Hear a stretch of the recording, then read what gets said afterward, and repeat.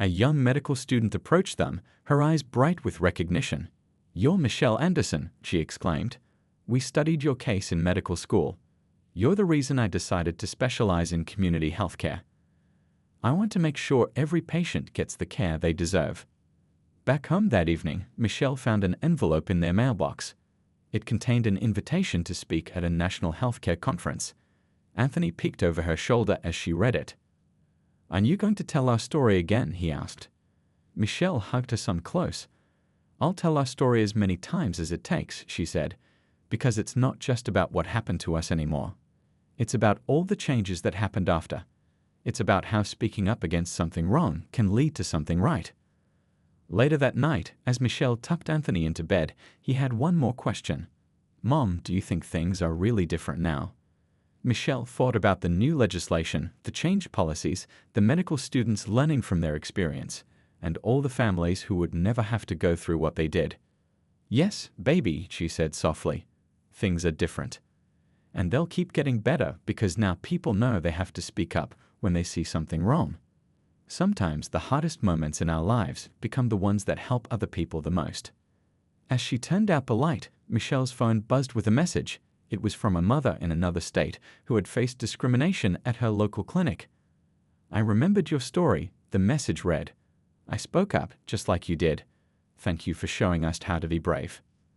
Michelle smiled, knowing that their difficult morning at Riverside Urgent Care had become more than just a bad experience. It had become a beacon of hope, a catalyst for change, and a reminder that one voice speaking up for what's right could echo far beyond the walls of a single waiting room. 6 months after that fateful morning at Riverside Urgent Care, Michelle stood at a podium in the state capitol, her son Anthony sitting proudly in the front row. The governor was about to sign the Equal Healthcare Access Act, legislation that had been sparked by their experience. "This law," Michelle told the assembled crowd, "isn't just about what happened to my son. It's about making sure no other family has to go through what we did. It's about changing the system, not just punishing individuals." The changes at Riverside Urgent Care had been sweeping. Under Dr. Wilson's leadership as the new medical director, the facility had been transformed. The waiting room where Michelle and Anthony had once been ignored now had a large sign reading "Every Patient Matters." New intake procedures ensured fair treatment, with wait times monitored by an independent oversight committee. Ms. Peters and several other staff members had been permanently dismissed. But more importantly, the clinic had implemented comprehensive anti-bias training programs that were now being adopted by medical facilities across the state. Security cameras monitored wait times and patient order, with regular audits to prevent discrimination. Carol, the elderly woman who had stood up for Michelle that morning, had become a regular volunteer at the clinic, serving as a patient advocate. She kept a watchful eye on the waiting room, making sure every patient was treated with respect. Sometimes, she told a local reporter, all it takes is one person willing to speak up to change everything. The morning's events had rippled far beyond their small community. Medical schools were using Michelle's recorded videos in their ethics classes. Healthcare facilities nationwide were reviewing their policies. Civil rights organizations cited their case as an example of how documentation could drive meaningful change. Anthony had recovered fully from his pneumonia, though the experience had left its mark. He'd started a children's support group at his school, helping other kids who felt different or left out. His teacher said he had a special way of noticing when someone needed help. "Mom," he said one afternoon while doing his homework, "remember when you told me we weren't heroes? But my teacher says standing up for what's right makes you a hero. So weren't we heroes after all?" Michelle smiled, remembering how far they'd come. "Maybe we were part of something heroic," she answered. "But the real heroes were all the people who heard our story and decided to help make things better. Like Dr. Wilson, who risked his job to tell the truth. Like Carol, who refused to stay silent. Like all those other families who came forward to share their stories." The clinic's parent company had made institutional changes across all their facilities. They'd established a diversity and inclusion board, with Michelle serving as a community representative. More importantly, they'd created a scholarship fund for minority students pursuing careers in healthcare. "We need to change the system from the inside out," the company's new CEO had said. It's not enough to punish bad behavior. We need to create opportunities for better representation in healthcare. Dr. Thompson from Central Hospital, who had properly treated Anthony that first day, now led workshops on medical bias awareness. What happened to Anthony could have been tragic, she often said in her presentations. But his mother's courage turned it into a catalyst for change. 1 year to the day after their ordeal, Michelle and Anthony visited the newly renovated Riverside Urgent Care. The change was dramatic.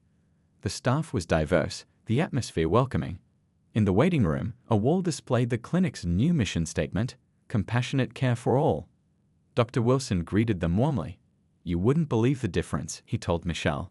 "Last month, we had a satisfaction survey. Our ratings were nearly perfect across all demographic groups. People trust us again." As they walked through the facility, Michelle noticed small but significant changes. The intake forms were available in multiple languages. The walls displayed artwork from local artists of various backgrounds. Most importantly, the faces in the waiting room reflected their diverse community, and everyone was being treated with equal respect. The forum was covered by national news outlets, bringing even more attention to the issue of healthcare discrimination. Michelle's phone kept buzzing with messages from advocacy groups wanting to work with her. But she made sure to keep her priorities straight. Anthony's health came first. That evening, as they sat on their porch enjoying the sunset, Anthony asked a question that made Michelle pause. "Mom, do you think the people at the clinic learned their lesson?" Michelle thought carefully before answering. "I hope they did, baby. But more importantly, I hope other people learned that it's never okay to treat anyone differently because of how they look. And I hope they learned that one voice speaking up can make a real difference." As if to confirm her words, her phone buzzed with a message from Dr. Wilson. The clinic was reopening next week with new staff and new policies. He had been promoted to lead physician with a mandate to ensure equal treatment for all patients. "Thank you," his message read. "Your courage changed everything." The investigation into Riverside Urgent Care moved faster than anyone expected. By the end of the week, as Anthony was being discharged from the hospital, the clinic's parent company had uncovered a disturbing pattern of discriminatory practices. "You're looking much better," Dr. Thompson said as she did Anthony's final checkup. The little boy was sitting up in bed, coloring in a book the nurses had given him, his breathing tube finally removed. "Just make sure he takes all his medications and comes back for a follow-up next week," she told Michelle. As they were preparing to leave, Mr. Chen arrived with significant news. "The investigation team just released their preliminary findings," he said, his face serious but satisfied. "They've uncovered dozens of similar incidents over the past year alone." Dr. Wilson's testimony was crucial. He provided detailed records of discriminatory treatment he had witnessed. Michelle sat down, her legs suddenly weak. "Dozens of incidents?" she whispered, thinking about all the families who had faced the same discrimination but hadn't been able to prove it. The news spread quickly. Local television stations ran special reports featuring interviews with other families who had experienced discrimination at the clinic. Former employees came forward with their own stories. Ms. Peters, the receptionist who had refused to help Anthony, was placed on immediate administrative leave, along with several other staff members. But the most surprising development came from the clinic's waiting room security cameras. The footage clearly showed multiple instances of patients of color being passed over for treatment, confirming everything Michelle had documented on her phone. "The evidence is overwhelming," Ms. Richardson from Public Health told Michelle during a meeting at the hospital. "This wasn't just one isolated incident. It was a systematic problem that went unchecked for far too long." Carol, the elderly woman who had supported Michelle at the clinic, had become something of a local celebrity. She appeared on morning news shows, speaking passionately about what she had witnessed. "I've been going to that clinic for years," she told reporters. "Looking back, I should have noticed the pattern sooner, but Michelle's courage in standing up for her son opened all our eyes." The clinic's parent company called a press conference to address the situation. The CEO, looking appropriately grave, announced immediate changes. "What happened to Anthony and his mother is unacceptable," he stated. "We are implementing mandatory anti-bias training across all our facilities. We're revising our patient intake procedures and installing a new oversight system. But most importantly, We're acknowledging our failure and working to rebuild trust with our community. Dr. Wilson's role in the investigation had unexpected consequences. Other medical professionals began speaking out about discrimination they had witnessed in various healthcare settings. A group of doctors and nurses formed a coalition to address systemic racism in medical care, naming Michelle as an honorary board member. Meanwhile, Anthony was recovering well at home. Letters and cards poured in from people across the country who had heard their story. One afternoon, as Michelle helped him sort through the mail, he found a drawing from a kindergarten class in another state. The children had drawn pictures of Anthony and his mother, calling them heroes. "Mom," Anthony said, looking at the colorful drawings, "are we heroes because we stood up to the mean people?" Michelle hugged her son close. "We're not heroes, sweetie. We just did what was right. And look how many other people did the right thing too. Dr. Wilson, Carol, all these people sending letters. Sometimes it just takes one person speaking up to help others find their voice." The impact continued to grow. Other healthcare facilities in the region began reviewing their own practices. The state health department announced new guidelines for preventing discrimination in medical settings. Civil rights organizations used Michelle's documented evidence to push for broader policy changes. Local community leaders organized a healthcare equality forum, where Michelle was invited to speak. She was nervous about addressing the crowd, but when she saw Anthony sitting in the front row, wearing his favorite rocket ship hoodie and grinning proudly, she found her courage. "What happened to us wasn't unique," she told the audience. "The only unique thing was that we had proof. But change doesn't just come from having proof, it comes from people caring enough to act on it. From doctors like Dr. Wilson choosing to speak up, from strangers like Carol choosing to stand with us, from everyone who heard our story and said, 'This has to stop.'" Michelle's social media post had sparked a larger conversation. People from across the country began sharing similar experiences, creating a movement for healthcare equality. News outlets picked up these stories, highlighting the systemic nature of the problem. That evening, as Anthony slept peacefully, Michelle read through countless messages of support. There were offers of help, shared stories, and words of encouragement from strangers around the world. She thought about all the other parents who had faced similar discrimination but hadn't been able to document it or fight back. "Ms. Anderson?" A nurse poked her head in. "There's a news crew outside requesting an interview. Should I tell them to come back tomorrow?" Michelle looked at her sleeping son, his breathing finally easy and regular. She thought about how close they'd come to a tragedy because of someone's prejudice. She thought about other children who might face the same treatment. "No," she said quietly, standing up. "I'll speak with them now. This story needs to be told." As she walked to meet the reporters, Michelle's phone buzzed one more time. It was another message from Dr. Wilson. "The investigation team wants to meet with me tomorrow. I'm going to tell them everything. Things need to change, and I want to help make that happen." The next morning, as Michelle dozed in the uncomfortable hospital chair beside Anthony's bed, her phone wouldn't stop buzzing. She had posted a brief account of their experience at Riverside Urgent Care on social media the night before, along with clips from her recordings.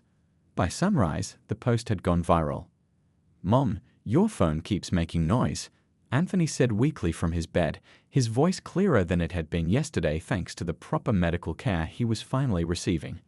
Michelle smiled at her son, grateful to see some color returning to his face. "How are you feeling, sweetie?" she asked, checking his forehead out of habit, even though the monitors showed his fever had dropped significantly. "Better," he replied, fiddling with his oxygen tube. "The nice nurse said I might get pudding with breakfast." A knock at the door interrupted their conversation. It was Mr. Chen, the patient advocate, accompanied by a woman who introduced herself as Ms. Richardson from the Civil Rights Department of Public Health. "We've received multiple reports about your experience," Ms. Richardson explained, her expression serious but kind. "Not just from you, but from several witnesses who were in the waiting room yesterday, including a very persistent elderly lady named Carol who's called our office 3 times this morning." Michelle couldn't help but smile, remembering the supportive elderly woman from the urgent care. Mr. Chen pulled up a chair, opening his laptop. "The videos you recorded have gained significant attention," he said. "Local news stations are requesting interviews, and several civil rights organizations have reached out to offer support." As they talked, Michelle's phone buzzed again. This time it was a message from Dr. Wilson, the young resident from Riverside Urgent Care. "I couldn't sleep last night thinking about what happened," his message read. "I should have done more. I want to make a formal statement about what I witnessed. It wasn't just yesterday. I've seen similar incidents before." The morning news was already covering the story. Michelle watched clips of reporters standing outside Riverside Urgent Care, interviewing people who had witnessed the incident. Carol's passionate interview was featured prominently. "I've been going to that clinic for 15 years, she declared on camera, "but I've never seen such shameful behavior. That young mother handled herself with such grace while they treated her baby like he didn't matter." By midday, the hospital room had become a kind of informal headquarters. Representatives from various organizations came to offer support and guidance. An healthcare advocacy group wanted to use Michelle's experience to push for new anti-discrimination policies in medical facilities. Civil rights lawyers offered their services pro bono. "Your story has struck a chord," one advocate explained. "Unfortunately, medical discrimination is still a serious problem, but most incidents go undocumented. You had the courage to record it happening in real time." Anthony watched all this from his bed with curious eyes. "Mom," he whispered during a quiet moment, "are we going to be on TV?" Michelle squeezed his hand. "Maybe, sweetheart, but only if you feel up to it. Right now, you just focus on getting better." That afternoon, Dr. Thompson came in with good news. Anthony's latest chest X-ray showed improvement, and his oxygen levels were stabilizing. But her face grew serious as she discussed his initial condition. "I've written a detailed medical report," she said, documenting the impact of the delayed treatment. The 3-hour wait with such severe symptoms, it could have had devastating consequences. As a medical professional, I'm obligated to report this. More surprising support came from unexpected places. Other medical professionals from Riverside Urgent Care began coming forward, sharing their own concerns about discriminatory practices they'd witnessed. The clinic's parent company announced an immediate investigation. Local community leaders organized a peaceful protest outside the urgent care center, demanding accountability and change. The crowd included people of all backgrounds, many holding signs with messages like, "Healthcare is a human right," and "End medical discrimination." Michelle shook her head, watching as the medical team worked efficiently around her son. A respiratory therapist arrived with equipment. Someone else was starting an IV. Through it all, the staff kept talking to both of them, explaining everything they were doing, making sure both mother and child felt informed and comfortable. While the medical team treated Anthony, a patient advocate named Mr. Chen came to speak with Michelle. "I understand you had some trouble at Riverside Urgent Care this morning," he asked gently. "Would you be willing to tell me exactly what happened?" Michelle pulled out her phone, her hands still shaking slightly. "I recorded some of it," she said. "I just couldn't believe what was happening. My son was so sick, and they just—" Mr. Chen's expression grew more serious as she played the videos.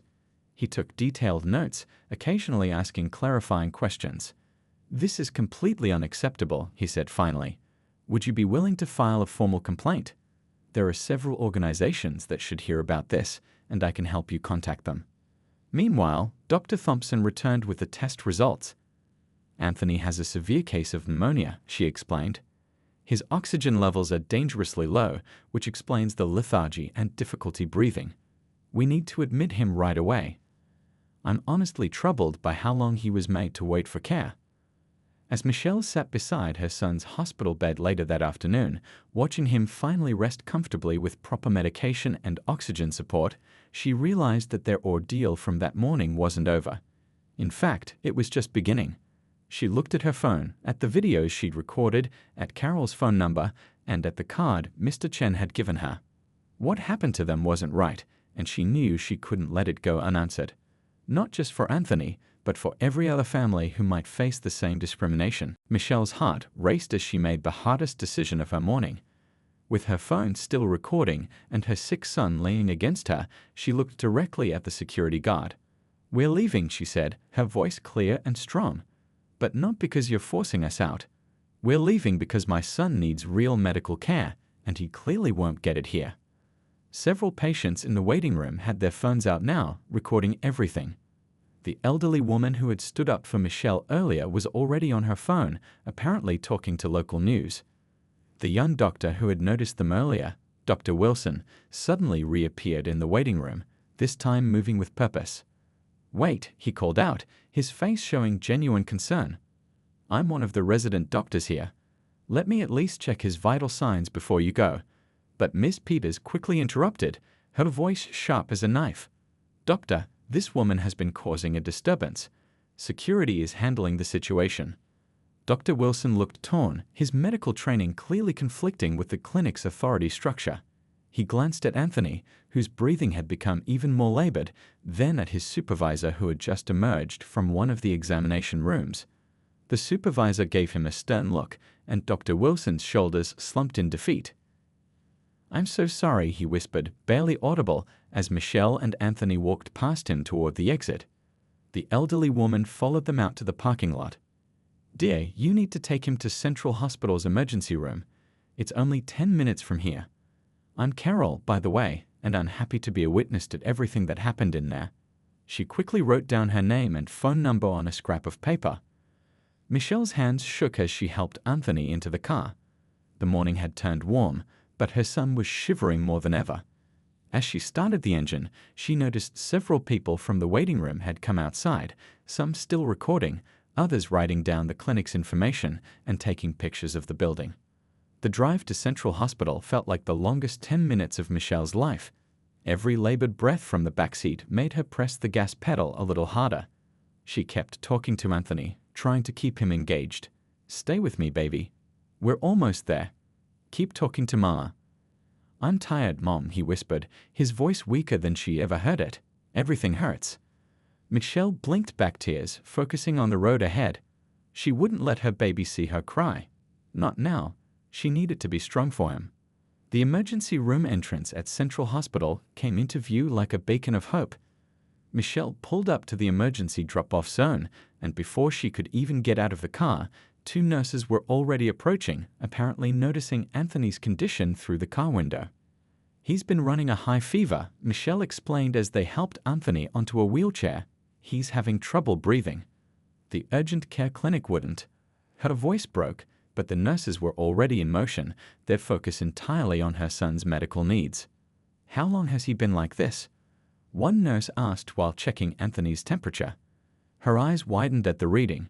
The other nurse was already calling for a doctor.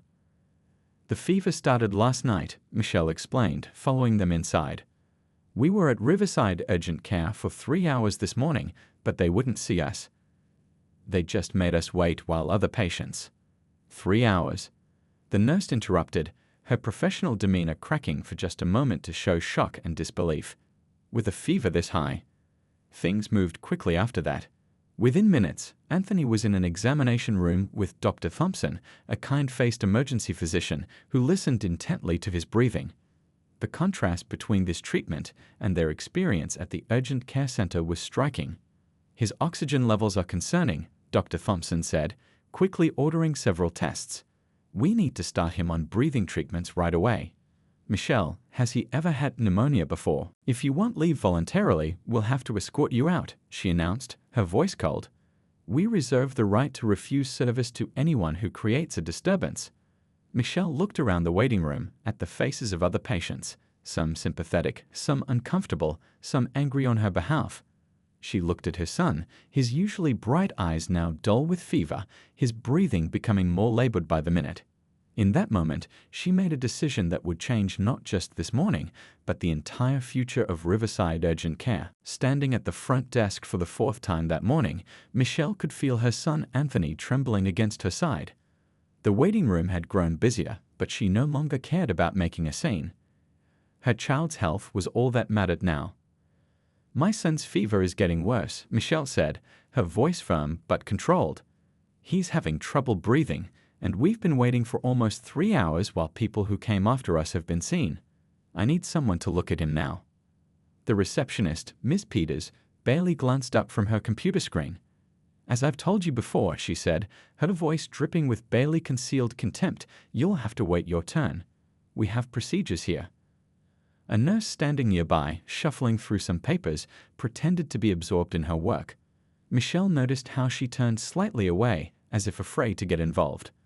The scene felt surreal, like something from a bygone era, not a modern medical facility in their diverse city. My turn. Michelle's voice rose slightly, drawing attention from other patients. People who came 2 hours after us have already been seen. My son is burning up with fever. What exactly determines whose turn it is? Ms. Peters' lips tightened into a thin line. She turned to another staff member, speaking in what she probably thought was a whisper, but her words carried clearly across the desk. These people always want special treatment. They never want to follow the rules like everyone else. The waiting room fell silent. An elderly man reading a magazine lowered it slowly, his eyes widening at the receptionist's words. A young mother pulled her child closer, looking uncomfortable. The nurse who had been pretending not to notice suddenly found great interest in her shoes. Michelle felt her cheeks burn, not from embarrassment but from anger and heartbreak. She had encountered prejudice before, but never when her child's health was at stake. She pulled out her phone, her hands shaking slightly but her voice steady. "I want to be very clear about what's happening here," she said, holding up her phone. "My son has been running a dangerous fever for hours. We arrived at 7:30 this morning. It's now 10:15, and at least 8 patients who came after us have been seen. I'm recording this because I want everything documented." Ms. Peters' face flushed red. "You can't record in here. It's against policy." She reached for her desk phone, presumably to call security. A young doctor passing through the waiting room slowed down, taking in the scene. He glanced at Anthony, noting his labored breathing and the way the child leaned heavily against his mother. For a moment, it seemed he might step in, but another staff member called him away, and he disappeared through a door, leaving Michelle and Anthony alone again. "I have every right to document how my son is being treated," Michelle continued, her voice breaking slightly. "Or rather, how he's not being treated. I've watched you send other families back while my child gets sicker. The only difference I can see is the color of our skin." An older woman in the waiting room stood up, walking over to stand beside Michelle. "I've been here for an hour," she announced loudly, "and I've seen exactly what this young woman is talking about. It's disgraceful." Ms. Peters picked up her phone, her voice sharp as she spoke into it. "I need security to the front desk. We have a disturbing patient." She emphasized the word disturbing while staring directly at Michelle. The nurse who had been avoiding the situation finally looked up, conflict clear on her face. She opened her mouth as if to speak, then closed it again as a security guard appeared at the entrance to the waiting room. "Ma'am, you'll need to leave," the guard said, approaching Michelle and Anthony. "We can't have you disturbing other patients." Michelle held her phone steady, still recording. "My son needs medical attention. He's burning with fever and having trouble breathing. Are you really going to throw us out without treatment?" The security guard looked uncomfortable, glancing between Michelle and Ms. Peters. Other patients had begun pulling out their phones too, recording the scene. The elderly woman who had spoken up moved closer to Michelle, placing a supportive hand on her shoulder. "This isn't right," the elderly woman declared loudly. "This child needs help, and you're all just standing there. Shame on you." Anthony's legs suddenly buckled, and Michelle had to catch him to keep him from falling. The security guard's expression changed from stern to concerned as he saw the boy's condition. But Miss Peters remained unmoved, standing up from her desk with an air of finality. Some of the other patients in the waiting room had stopped looking at their phones, their attention drawn to the unfolding situation. The elderly woman who had spoken to Michelle earlier nodded encouragingly, while others watched with growing concern. The morning sun now streamed fully through the windows, casting long shadows across the floor, marking the passage of precious time that Anthony couldn't afford to waste. The morning sun had barely risen when Michelle Anderson noticed something was terribly wrong with her son Anthony. The usually energetic 7-year-old was burning up with fever, his small body trembling despite being wrapped in his favorite dinosaur blanket. As a single mom working 2 jobs, Michelle had learned to handle most childhood illnesses on her own, but this time was different. Anthony's forehead felt like a hot stove, and his breathing seemed more difficult with each passing minute. "Baby, we need to get you to the doctor," Michelle whispered, trying to keep her voice steady despite the worry gnawing at her chest. She quickly called her supervisor at the bank where she worked as a teller, explaining the situation. Her boss, understanding as always, told her to take care of her boy. Michelle gathered Anthony's medical cards and insurance information, tucking them into her warm leather wallet. She helped him put on his favorite blue hoodie, the one with rocket ships that his grandmother had given him for his birthday last month. The drive to Riverside Urgent Care normally took 15 minutes, but Michelle made it in 10, constantly checking her rearview mirror to make sure Anthony was okay in his back seat. The urgent care center stood tall and pristine in the morning light, its glass doors reflecting the sunrise. Michelle parked as close to the entrance as she could, then carefully helped Anthony out of the car. His usual bounce was gone, replaced by sluggish movements that made her heart ache. As they walked through the automatic doors, the rush of cold air made Anthony shiver even more. The waiting room was nearly empty at this early hour, with only a couple of other patients scrolling through their phones. Michelle approached the front desk, where a receptionist with graying hair was typing away at her computer. "My son has a very high fever," Michelle explained, her voice trembling slightly. "He's been getting worse since last night." The receptionist barely looked up from her screen. "Fill out these forms," she said, sliding a clipboard across the counter. "We'll call you when it's your turn." Michelle noticed how the woman's eyes lingered on her son's dark skin before returning to her computer, her lips pursing slightly. As Michelle sat down to fill out the paperwork, Anthony leaned against her, his usual chatter replaced by quiet whimpers. She wrote as quickly as she could, documenting his symptoms: fever that started last night, difficulty breathing, unusual lethargy. Every few minutes, she would feel his forehead, each touch confirming that his temperature wasn't getting any better. Other patients began filtering in as the morning progressed. A white couple with a teenage daughter who had twisted her ankle. An elderly man complaining of back pain. A mother with 2 kids who seemed to have the sniffles. One by one, they were called back to see the doctor, while Michelle and Anthony continued to wait. After an hour, Michelle approached the desk again. "Excuse me, my son's fever seems to be getting worse. Is there any way we could see the doctor soon?" The receptionist's response was curt. "Ma'am, we're handling patients in order of arrival and urgency. Please take a seat." But Michelle could clearly see that wasn't true. Several patients who had arrived after them were already being treated. She watched as the mother with the sniffling kids, who had arrived nearly 40 minutes after them, was called back. The woman gathered her children, throwing Michelle an apologetic glance as they walked through the door to the examination rooms. Anthony's breathing was becoming more labored now, and his usual bright eyes looked glassy and unfocused. Other patients in the waiting room began to notice, with some throwing concerned glances their way. An elderly woman sitting nearby leaned over and whispered, "You should speak up again, dear. That child doesn't look well at all." Michelle's worry was quickly turning into fear. She had always taught Anthony to be patient, to follow rules, to never make a scene. But as she watched her son's condition deteriorate while people who arrived after them were treated first, she knew she couldn't stay quiet any longer. This wasn't about being patient anymore. This was about her child's health. Rising from her seat, Michelle gently helped Anthony stand. His small body felt like a furnace against her side as she supported him.